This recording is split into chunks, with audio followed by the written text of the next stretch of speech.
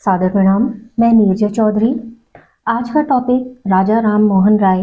इसको कंटिन्यू करते हुए दो बिंदुओं के बारे में पढ़ेंगे। एक तो राजा राम मोहन राय के धार्मिक विचार क्या थे, और दूसरा राजा राम मोहन राय के इन विचारों को आगे बढ़ते हुए उन्होंने समाज के संदर्भ में, यानी कि उनके सामाजिक विचार क्या थे, इस संदर्भ में उन्होंने अपनी बात रखी। समाज के संदर्भ में उन्होंने कुछ विषय अपने रखे। तो सबसे पहले बात शुरू करेंगे हम धार्मिक विचार के संदर्भ में। इम्पॉर्टेंट है, थोड़ा सा लंबा टॉपिक हो सकता है, लेकिन इम्पॉर्टेंट है। धार्मिक विचारों की बात करें उससे पहले देखिए, राजा राम मोहन राय को एक ऐसे व्यक्ति के रूप में जाना जाता है जिन्होंने पुनर्जागरण किया, यानी कि जो समाज है उस समाज को जागृत करने का काम किया। तो इस पुनर्जागरण के लिए भी उनको आधुनिक पुनर्जागरण का पिता बोला जाता है, यानी कि आधुनिक समाज का जो पुनर्जागरण हुआ है उसके पिता के रूप में राजा राम मोहन राय को जाना जाता है। देखिए, जब राजा राम मोहन राय का जन्म हुआ, हमने लास्ट वीडियो में उनके शुरुआती जीवन के बारे में पढ़ा था थोड़ा सा। तो उस समय क्या था कि समाज में ईसाई धर्म का बहुत प्रभाव था, यानी कि समाज में ईसाईयत फैली हुई थी।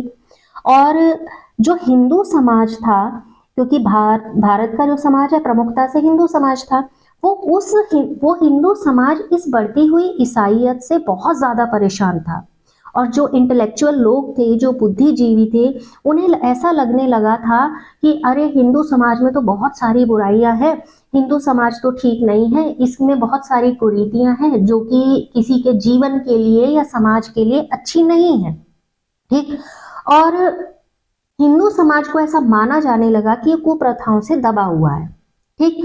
अब ऐसी परिस्थितियां जब बनी तो राजा राम मोहन राय को ऐसा लगा कि अगर समाज की सोई हुई शक्ति को जागृत कर दिया जाए या सोई हुई आत्मा को जगा दिया जाए तो हो सकता है परिस्थितियों में कुछ परिवर्तन हो, और समाज में जो कुरीतियां फैली हुई हैं या जो कुप्रथाएं फैली हुई हैं वो कुप्रथाएं क्या हो जाएंगी, समाप्त। यानी कि समाज को इनसे छुटकारा मिल जाएगा और समाज अच्छे तरीके से रहने लगेगा। अब ऐसे में राजा राम मोहन राय जो थे, उनको ऐसा पहला व्यक्ति माना जाता है जिन्होंने इस काम का बीड़ा उठाया। और जब उन्होंने इस काम का बीड़ा उठाया, आसान नहीं था कि समाज में फैली कुरीतियों को दूर कर दिया जाए, उनके लिए भी आसान नहीं था, लेकिन उन्होंने इस काम को करने की जिम्मेदारी ली। अब इसी के संदर्भ में उनके कुछ धार्मिक विचार उजागर हुए, यानी धर्म के संबंध में या धर्म के बारे में उनके क्या विचार थे। ये तो अगर इनको बेसिकली कहा जाए राजा राम मोहन राय को, तो राजा राम मोहन राय बेसिकली क्या थे, एक धार्मिक सुधारक थे। ठीक है, राजनीतिक सुधारक तो नहीं कहेंगे, क्योंकि उन्होंने धर्म के बारे में या जो उनके दर्शन थे, उनके दर्शन का आधार भी उन्होंने क्या मान लिया था, धर्म को। ठीक है, तो इसलिए उनको बेसिकली ऐसा कहा जाता है कि वो क्या थे, धार्मिक सुधारक थे। और जबकि हेमचंद्र सरकार हैं, उनके शब्दों में जो राजा राम मोहन राय हैं, उनके शब्द ये थे राजा राम मोहन राय के संदर्भ में कि हमारे सामने वो न केवल हिंदू धर्म के एक सुधारक के रूप में आते हैं, बल्कि उनका संदेश जो है वो संपूर्ण मानव जाति के लिए है। वो केवल हिंदू धर्म समाज सुधारक नहीं थे, उनका संदेश किसके लिए था, संपूर्ण मानव जाति के लिए था। अब राजा राम मोहन राय को धर्म के बारे में जो रुचि थी वो बचपन से ही थी, क्योंकि घर का माहौल ऐसा था। और उन्होंने अपने परिवार में, क्योंकि ब्राह्मण परिवार के थे, तो उन्होंने अपने परिवार में धर्म और आध्यात्मिकता के बहुत सारे पहलुओं का जाना, उनका अध्ययन किया, उनको सीखा। ठीक है, अब जब वो पटना चले जाते हैं, जब वो पटना गए, उस प्रवास के दौरान वहां पर उन्होंने क्या किया, इस्लाम के बारे में पढ़ा। जैसे हमने लास्ट उसमें पढ़ा था कि उन्होंने इस्लाम के बारे में भी पढ़ा और सभी चीज़ों के बारे में उन्होंने अध्ययन कर रखा था, अरबी भी पढ़ी है उन्होंने, वेद उपनिषद भी पढ़े। तो यहाँ पर बात आती है कि जब उन्होंने इस्लाम के बारे में पढ़ा तो वो धीरे धीरे करके क्या करते चले गए, इस्लाम के अंदर जो आध्यात्मिकता है उस आध्यात्मिकता का बड़ी गहनता के साथ उन्होंने अध्ययन किया। ठीक, पिता क्या थे, मूर्ति पूजा, क्योंकि परिवार कैसा था, ब्राह्मण परिवार था। लेकिन राजा राम मोहन राय मूर्ति पूजा नहीं मानते थे। वो ऐसा मानते थे कि मूर्ति पूजा में मेरा कोई विश्वास नहीं है और मैं मूर्ति पूजक नहीं हूँ। अगर ये मूर्ति पूजा के विरोध वाली दृष्टि से हम देखें तो राजा राम मोहन राय के विचार जो मिलते हैं वो मिलते हैं बहुत निकटता के साथ दयानंद सरस्वती के साथ। दयानंद सरस्वती भी क्या थे, मूर्ति पूजक नहीं थे, और वो भी ये कहते थे कि मूर्ति पूजा सही नहीं है और वो उस चीज को बिल्कुल भी मानते नहीं थे। ठीक है, उन्होंने भी बार बार, जैसे राजा राम मोहन राय है, मूर्ति पूजा का विरोध कर दिया है, इस्लाम के बारे में जानना शुरू कर दिया है और किसी भी धर्म या आध्यात्मिकता में वो सत्य की खोज करने लगे हैं, वो जानने लगे हैं कि वास्तविकता में सत्य क्या है। और साथ ही साथ ऐसा नहीं है कि उन्होंने हिंदू धर्म का अध्ययन नहीं किया, हिंदू धर्म का भी बहुत अध्ययन किया उन्होंने, और उन्होंने सनातन के मूल्यों की भी खोज की। और जब वो किसी चीज की खोज होती है ना, तो हम उस चीज के सिरे तक पहुंचने की कोशिश करते हैं कि एक्चुअल में हुआ क्या था। तो ऐसा ही राजा राम मोहन राय के साथ हुआ। उनको लगा कि जो सनातन का सत्य है, जो सनातन के मूल्य हैं, वो मुझे कहाँ मिलेंगे। तो ये खोज उनको ले गई है तिब्बत। वहां पर वो लामा गुरुओं के साथ रहे। जब लामा गुरुओं के साथ रहे तो यहाँ पर अध्ययन किया उन्होंने बौद्ध धर्म का। ठीक हो गया। बाद में कहाँ पहुंचते हैं, काशी पहुंचते हैं। काशी पहुंचे, यहाँ पर उन्होंने काशी में अध्ययन किया हिंदू धर्म का, हिंदू आध्यात्मिकता का और हिंदू धर्म तत्वों का, यानी कि धर्म के मुख्य तत्व कौन कौन से हैं जिसकी वजह से सनातन को इतना ज़्यादा समझने की ज़रूरत है। अब श्रीरामपुर की बात है। श्रीरामपुर में राजा राम मोहन राय ने वहाँ पर क्या किया, जब ये श्रीरामपुर पहुँचते हैं तो श्रीरामपुर में राजा राम मोहन राय ईसाइयों के संपर्क में आते हैं, और वो तो जिसके संपर्क में आते चले गए उससे संबंधित धर्म के बारे में वो अध्ययन करते चले गए। अब जब वो ईसाइयों के संपर्क में आए श्रीरामपुर में, तो उन्होंने क्या सोचा कि ईसाई धर्म का अध्ययन किया जाए, और उन्होंने ईसाई धर्म का अध्ययन किया। ठीक है, लेकिन देखिए, परिवार में शुरू से हिंदू धर्म के प्रति आस्था देखी है, ऐसा पूजन पाठन देखा है, तो बेसिकली जो उनकी आस्था थी ना, वो हिंदू धर्म में ही थी। वो हिंदू धर्म में अटूट विश्वास मानते थे और मतलब बेसिकली वो इसी को स्वीकार करते थे। वो ये कहते थे, या उनका एक ऐसा विश्वास था कि एकेश्वर है, यानी कि ईश्वर एक है। वो एकेश्वरवाद के समर्थक थे। उन्होंने जैसे बहुत सारे ईश्वर हैं या मूर्ति पूजा है, इसीलिए उन्होंने इसका विरोध किया। उन्होंने कहा जब ईश्वर एक है तो हम अलग अलग ईश्वर की या अलग अलग मूर्तियों की पूजा क्यों कर रहे हैं, या हम मूर्ति पूजा क्यों कर रहे हैं। ठीक है, अब उनको ये लगता था कि ईश्वर एक है। जब ईश्वर एक है तो फिर सब धर्मों में अलग अलग क्या है। तो इस तरीके से उन्होंने उनके मन में जो जितने भी धर्म हैं या जितने भी धर्मों को वो जानते हैं या पढ़ते आए हैं, उन धर्मों के प्रति वो सहिष्णु होते चले गए, यानी कि उनकी सत्यता को भी वो स्वीकारने लगे। कुछ का उन्होंने जैसे एकेश्वरवाद सिद्धांत स्वीकारा, मूर्ति पूजा का वो विरोध करते हैं, लेकिन वो ये कहते हैं कि कोई भी धर्म है, उस धर्म से ऊपर एक और धर्म है जिसको कहा जाता है मानव धर्म। ठीक, और ये जो मानव धर्म है, ये मानव धर्म किसके आधार पर था, यानी कि जब स्वामी विवेकानंद की हम बात करें तो विवेकानंद भी यही कहते थे कि मानव धर्म ही सर्वोपरि है, बाकी कुछ नहीं है। तो ये मानव धर्म वाली संकल्पना का जो प्रभाव यहाँ पर पड़ता है, वो विवेकानंद की शिक्षाओं के आधार पर ही राजा राम मोहन राय पर भी दिखाई देता है। ठीक है, अब धार्मिक सहिष्णुता है, और सभी धर्मों के प्रति यहाँ पर क्या है, सम्मान का भाव है। तो यही सबको मूल सिद्धांत मानते हुए उन्होंने क्या किया, ब्रह्म समाज की स्थापना की। जब ब्रह्म समाज की स्थापना की गई तो ब्रह्म समाज का विचार ऐसा नहीं कि रात में आया और सुबह लो जी हम तो ब्रह्म समाज की स्थापना कर रहे हैं और इसमें ये होगा। उन्होंने कहा कि उन्होंने ऐसा माना कि जो अच्छे अच्छे तत्व हैं किसी भी धर्म में, उन तत्वों को स्वीकार करते हुए हम एक समाज की स्थापना करें और उस समाज का मूल सिद्धांत या मूल तत्व क्या रहे, धार्मिक सहिष्णुता। और तब कहीं जाकर ब्रह्म समाज की स्थापना होती है।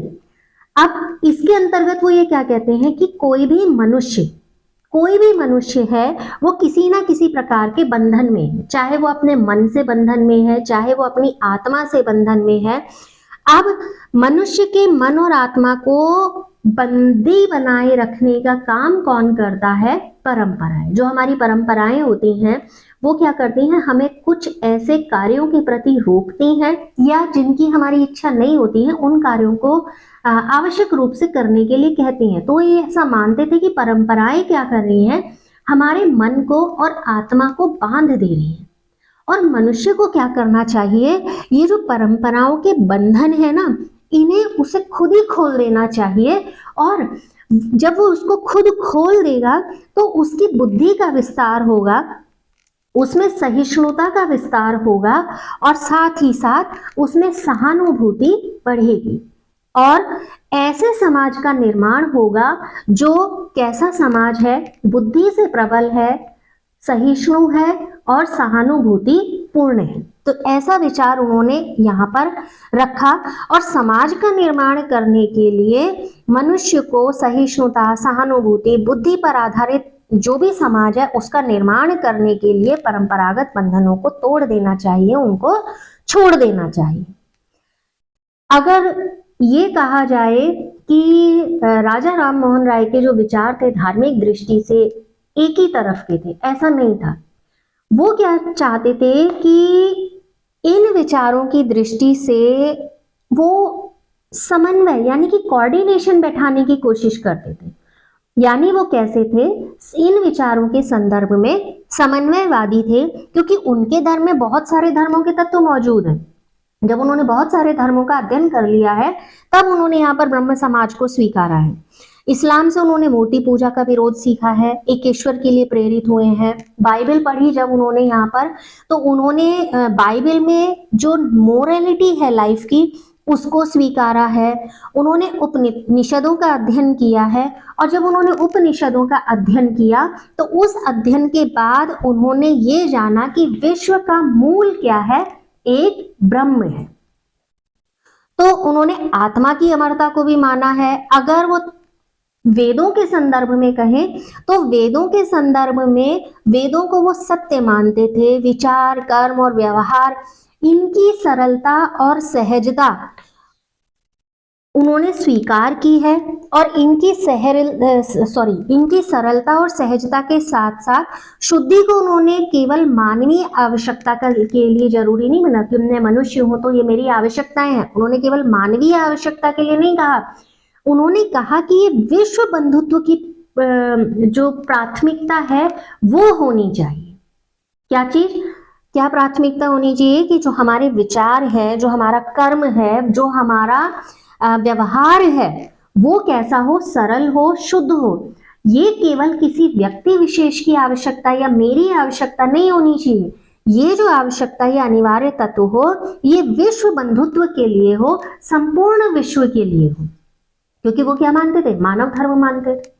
ठीक है, तो विश्व बंधुत्व के लिए हो। और उन्होंने मानस और आत्मा की स्वतंत्रता में जितना विश्वास हो दिखा सकते थे वो अटल रूप से बिना खंडित हुए उन्होंने दिखाया। उन्होंने कहा कि देखो, मानव का विकास होगा, मानव की आत्मा का विकास होगा, वो बंधनों से परे होगा तो वो एक ऐसे समाज का निर्माण कर पाएगा जो कि विश्व बंधुत्व समाज है। तो ये धर्म के संबंध में यानी कि धार्मिक विचार थे राजा राम मोहन राय के। दूसरी हम बात करते हैं यहाँ पर राजा राम मोहन राय के जो सोशल आइडियाज थे यानी कि जो सामाजिक विचार थे वो क्या थे। जो मुख्यतः हम कह ही चुके हैं कि हमने राजा राम मोहन राय को पढ़ा है या हम राजा राम मोहन राय को पढ़ रहे हैं, तो राजा राम मोहन राय के जो बेसिक थॉट्स थे ना, वो समाज के ही सेंटर पॉइंट में थे। यानी कि उनके थॉट्स के सेंटर पॉइंट में क्या था, समाज था या धर्म था। तो वो धार्मिक सुधारक इसीलिए उनको कहा गया क्योंकि जब उन्होंने ब्रह्म समाज की स्थापना की थी तो उससे पहले उन्होंने बहुत सारे धर्मों का अध्ययन किया था। रही बात सामाजिक विचार की, जो राजा राम मोहन राय हैं, जब भी हम इनको पढ़ते हैं तो हम कभी भी इन्हें मुख्य राजनीतिक विचारक के रूप में नहीं पढ़ते। हालांकि राजनीति के संदर्भ में उन्होंने बहुत सारे विचार दिए हैं, हम उनको भी जानेंगे, लेकिन जो मुख्य रूप हम देखते हैं वो उनका राजनीतिक विचारक के रूप में नहीं है। क्यों नहीं है? क्योंकि वो ये कहते थे कि ऐसा उनका विश्वास था या ऐसा वो मानते थे कि अगर धर्म और समाज इनमें सुधार नहीं हुआ तो राजनीति नहीं हो सकती, यानी कि राजनीति का विकास नहीं हो सकता। अगर राजनीतिक विकास करना है तो धर्म और समाज का सुधार प्राथमिकता में करना पड़ेगा, तभी राजनीतिक विकास होगा। इस विश्वास से सहमत होकर उन्होंने हिंदू समाज के सुधार के लिए बहुत सारे कदम उठाए। हम जानते ही हैं, सती प्रथा का अंत वगैरह हमने लास्ट वीडियो शॉर्ट समराइज किया था। उन्होंने 1829 का रेफरेंस अगेन हम यहाँ पर इनपुट करेंगे। 1829 में उन्होंने लिखा था कि मुझे ये बात कहते हुए दुख होता है, ये उनका कथन है कि मुझे ये बात कहते हुए दुख होता है कि हिंदुओं की वर्तमान धर्म व्यवस्था ऐसी है कि जिससे उनके राजनीतिक हितों की पूर्ति करने में कोई भी सहायता नहीं मिल सकती। वो ये कहते हैं कि हिंदू समाज इस समय ऐसा हो गया है कि अगर वो ये चाहे कि इससे कोई राजनीतिक लाभ ले सके या राजनीतिक विकास की दृष्टि से सोच सके और उसको कुछ लाभ हो तो नहीं होगा। फिर वो आगे कहते हैं कि उनके बीच अगणित विभाजनों और उपनिवेशों को जन्म देने वाली जाति प्रथा ने सबको राजनीतिक भावना से वंचित कर दिया है। ये तो हम वर्तमान में भी देखते हैं कि जो समाज है वो भिन्न भिन्न प्रकार की जातियों में बटा हुआ है। अब जब समाज भिन्न भिन्न जातियों में बटा हुआ है तो इन जातियों के उद्देश्य भी अलग हो गए हैं। अब जब ये उद्देश्य अलग हो गए हैं तो जो राजनीतिक भावना का मूल तत्व है वो मूल तत्व भी समाप्त होता जा रहा है, या अपनी जो सही दिशा में जाना चाहिए वो वहां नहीं पहुंच पा रहा है। बहुत सारे आगे वो कंटिन्यू करते हैं कि बहुत सारे धार्मिक संस्कारों के शुद्धिकरण के नियमों ने उनको किसी भी कठिन और साहसपूर्ण कार्य के लिए अयोग्य बना दिया है। यानी इतने ज्यादा संस्कार हो गए हैं, और जब किसी चीज की अधिकता हो जाती है तो व्यक्ति आवश्यक नहीं है हर समय उस चीज के प्रति प्रेरित ही होता हो। तो यही वो कह रहे हैं कि इतने ज्यादा संस्कार हो गए हैं, शुद्धिकरण के नियम हो गए हैं जो कि बहुत ही ज्यादा कठिन कर दिए गए हैं, जिसकी वजह से समाज क्या हो रहा है, थोड़ा सा विचलित हो रहा है। कम से कम उनके राजनीतिक और सामाजिक विचारों के संदर्भ में हम बात कहें तो कंक्लूड अगर करें हम, तो कंक्लूजन क्या आता है कि सामाजिक कल्याण के लिए उनके धर्म में कुछ परिवर्तन हो, ऐसा वो विश्वास करते थे। वो ये मानते थे कि अगर राजनीतिक दृष्टि से या सामाजिक दृष्टि से कल्याण भाव रखना है तो उसके लिए जरूरी है कि जो धर्म की कठिनताएं हैं या जो धर्म का ऐसा स्वरूप है जो सबको डरा रहा है या सबको बांधे हुए है, उस स्वरूप में कुछ परिवर्तन अवश्य होने चाहिए। अब राजा राम मोहन राय का एक और विश्वास है यहाँ पर कि अगर हमें किसी भी समाज में शक्ति की स्थापना करनी है, देखिए समाज है तो कहीं ना कहीं एक शक्ति अवश्य वहां पर कार्यरत होगी, कोई ना कोई एक शक्ति वहां पर जरूर काम कर रही होगी, ठीक है। तो उन्होंने कहा कि अगर हमें समाज में शक्ति की स्थापना करनी है तो उस शक्ति की स्थापना के लिए आवश्यक ये है कि सामाजिक न्याय हो, स्वतंत्रता हो, मूल सिद्धांत है, इसलिए मैं इसको दोबारा लिख रही हूं। सहिष्णुता हो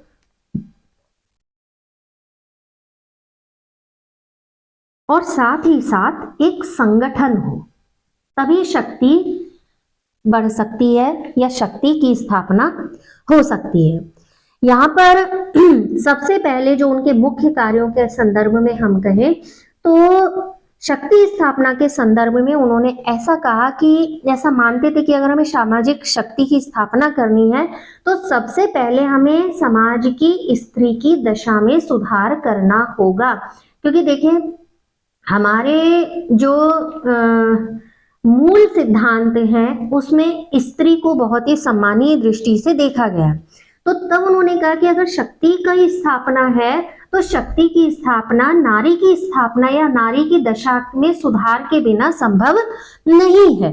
ठीक है, अब नारी मुक्ति आंदोलन उन्होंने चलाया। उन्होंने कहा कि नारियों के साथ जो भेदभाव हो रहा है या जो नारियों की समाज में दयनीय स्थिति है, उस स्थिति में सुधार करना जरूरी है। तो नारी मुक्ति आंदोलन चलाने वाले या उसका समर्थन करने वाले शायद वो पहले व्यक्ति हैं इतिहास के जिसने इस बात का समर्थन किया। अगर समाज क्या करता है, स्त्री को देवी तुल्य मानता है, हम पूजते हैं, अलग अलग अवसर आते हैं, अभी नवरात्रि चल रहे हैं तो हम क्या करते हैं, माँ के अलग अलग रूपों की पूजन विधि कर रहे हैं, पूजन कर रहे हैं, और फिर हम बालिका पूजन भी करेंगे, कन्या पूजन भी करेंगे, जिससे कि हम एक स्वरूप को स्वीकारते हैं और उसको पूजते हैं। अगर हम उसको देवी स्वरूप मानते हैं तो ये कह रहे हैं कि वो ऐसा मानते थे तो उसका शोषण क्यों, ऐसा क्यों कि हम समय समय पर उसे देवी स्वरूप मान रहे हैं लेकिन शोषण भी हम उसका कर रहे हैं। तो सामाजिक न्याय की प्राप्ति स्त्री के शोषण के साथ संभव नहीं हो सकती। तब उन्होंने कहा कि जब तक समाज में सुधार नहीं होगा, यानी कि जब तक सामाजिक सुधार नहीं होंगे या जब तक स्त्री की दशा नहीं सुधरेगी तब तक राजनीति नहीं हो सकती, और तब उसके लिए अनिवार्य है कि बहुत सारी कुरीतियों को यहाँ से खत्म किया जाए। तो सबसे पहला उन्होंने क्या किया था, सती प्रथा का अंत करने के लिए वो जाने जाते हैं, यानी कि सती प्रथा का क्या किया, उन्मूलन किया। ये ऐसी प्रथा है या प्रथा थी, क्योंकि वर्तमान में तो प्रचलित नहीं है, जिसमें भारत का अगर इतिहास देखें तो शताब्दियों से एक प्रथा प्रचलित थी कि स्त्री के पति की मृत्यु हो जाती है तो उसके बाद उसी की चिता पर स्त्री भी क्या कर लेती है, बैठ जाती थी, यानी कि वो भी उसी के साथ जल जाती थी। तो ब्रिटिश सरकार ने इस प्रथा को समाप्त करने के लिए बहुत कोशिश की, अलग अलग कदम उठाए, लेकिन हर बार क्या होता था, उनका जो प्रयास होते थे वो प्रयास फलित नहीं हो पाते थे, क्योंकि हिंदू धर्म क्या है, धार्मिक भावनाओं और धार्मिक विचारों का धर्म है, अपने धर्म के प्रति पूर्ण निष्ठावान लोग हैं। तो ऐसा लगता था कि धार्मिक भावनाओं को आघात पहुंचेगा अगर ये प्रथा बंद हो जाती है। तो धार्मिक विषयों में अगर हस्तक्षेप की नीति पर कायम रहा जाए, यानी कि ब्रिटिश भी ये चाहते थे कि जो किसी का भी धर्म है उसमें ज्यादा इंटरसेप्शन ना किया जाए, तो उन्होंने इस प्रथा के विरुद्ध एक ऐसा माहौल क्रिएट करने के लिए कि लोग इस प्रथा को जाने कि इससे क्या नुकसान हो रहा है, उन्होंने राजा राम मोहन राय के सामने ये प्रश्न रखा। ठीक है, और सरकार ने ये मुद्दा किसको दे दिया, राजा राम मोहन राय को दे दिया, क्योंकि वो जानते थे कि अगर राजा राम मोहन राय ये विषय उन लोगों के सामने रखेंगे तो इससे क्या होगा, लोग उनकी बातों को लॉजिकली समझने की कोशिश करेंगे, और एक बड़ा सा जो समूह है इसका समर्थन यदि कर लेता है तो उस समर्थन को क्या कर दी, उस समर्थन के बल पर कुप्रथा को समाप्त कर दिया जाएगा। ठीक है, अब प्रयास जारी है। उधर लॉर्ड विलियम बेंटिक है, लॉर्ड विलियम बेंटिक ने इस कुप्रथा को गैर कानूनी घोषित कर दिया, गैर कानूनी घोषित कर दिया। ठीक है। तो राजा राम मोहन राय को इन्हीं सब प्रयासों की वजह से ऐसा नेता के रूप में माना जाता है जिसने हिंदुओं में जो जितने सामाजिक सुधार थे उनको पूर्ण करने के लिए या उनको सही करने के लिए काम किया। और भी बहुत सारे प्रयास उनके द्वारा किए गए।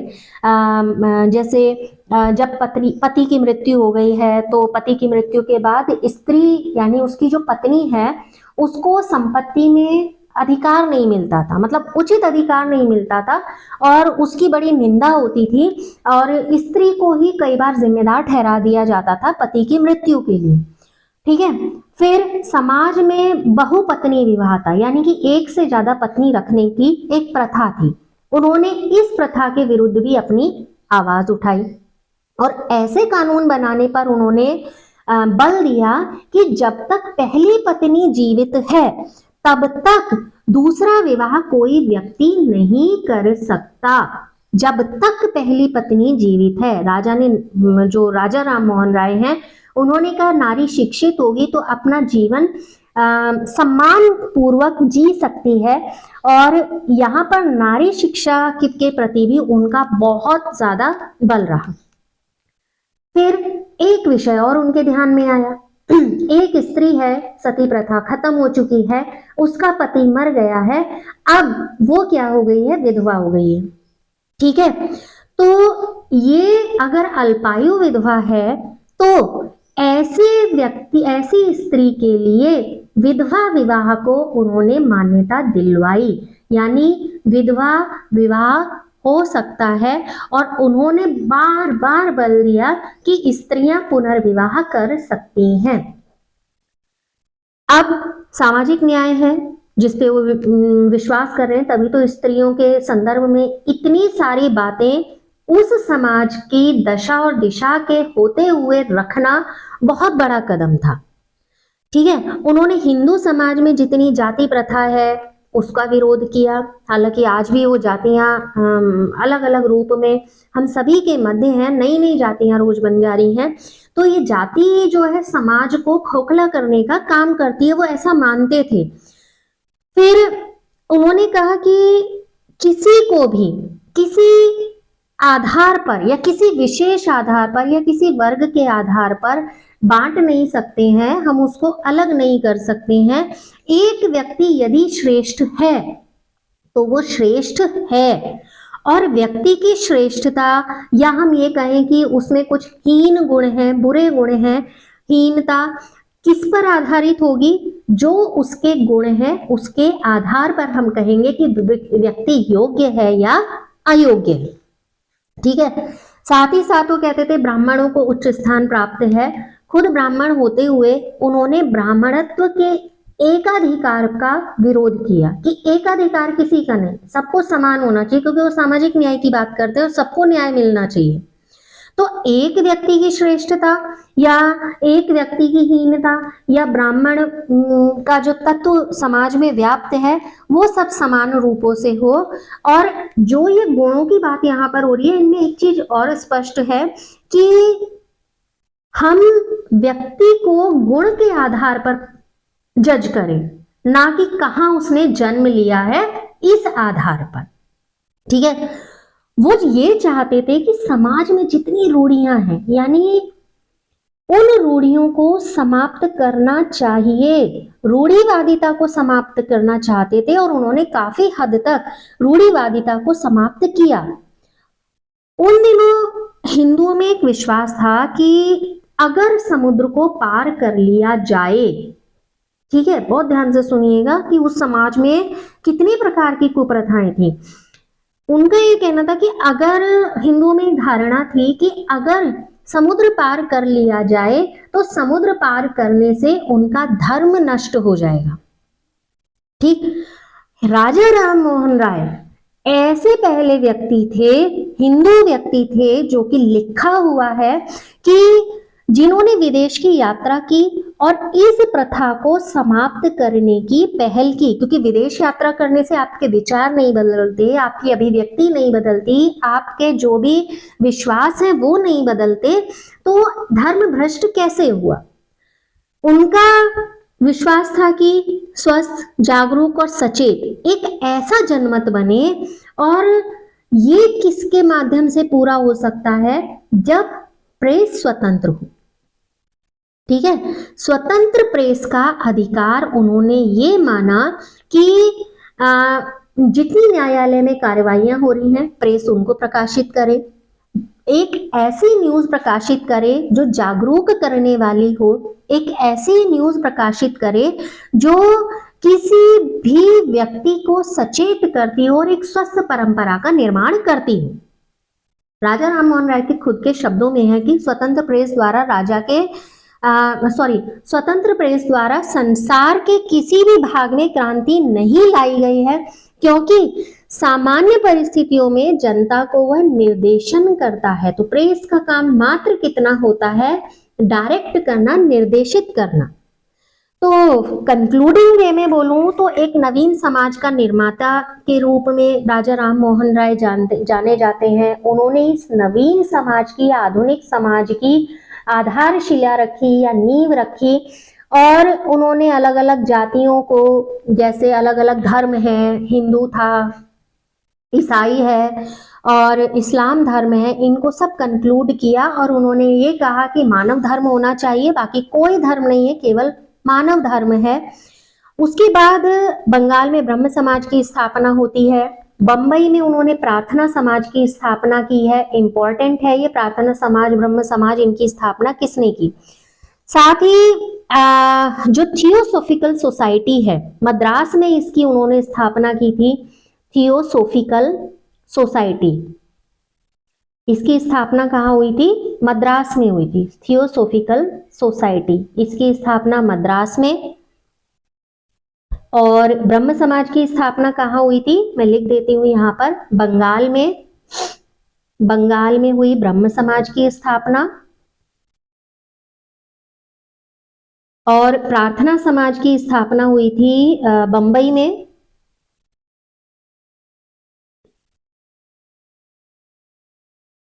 और इधर उत्तर प्रदेश और पंजाब में उन्होंने आर्य समाज को अपना जारी रखा। तो राष्ट्रीय आंदोलन की आधारशिला भी कह सकते हैं कि उन्होंने रखी। तो ये कुछ विचार राजा राम मोहन राय के बारे में, जो सामाजिक विचार हैं, इसी संदर्भ को आगे लेते हुए राजा राम मोहन राय के कुछ राजनीतिक विचार भी हैं, जिनमें वो न्याय समानता की बात करते हैं, जिनमें वो राज्य संबंधी विचार देते हैं, जिनमें वो शिक्षा संबंधी विचार देते हैं कि एक अंग्रेजी स्कूल की स्थापना हुई है और हिंदू कॉलेज की स्थापना हुई। तो इन सब को हम पढ़ेंगे अगले वीडियो में। फिलहाल आज के लिए इतना ही। आप इन्फोनी कॉर्नर के साथ बने रहिएगा और कमेंट जरूर करते रहिएगा, क्योंकि आपके कमेंट हमें बहुत सारा मोटिवेशन देते हैं। तो आप लगातार साथ बने रहेंगे। इन्हीं अपेक्षाओं के साथ आप सभी का बहुत बहुत धन्यवाद।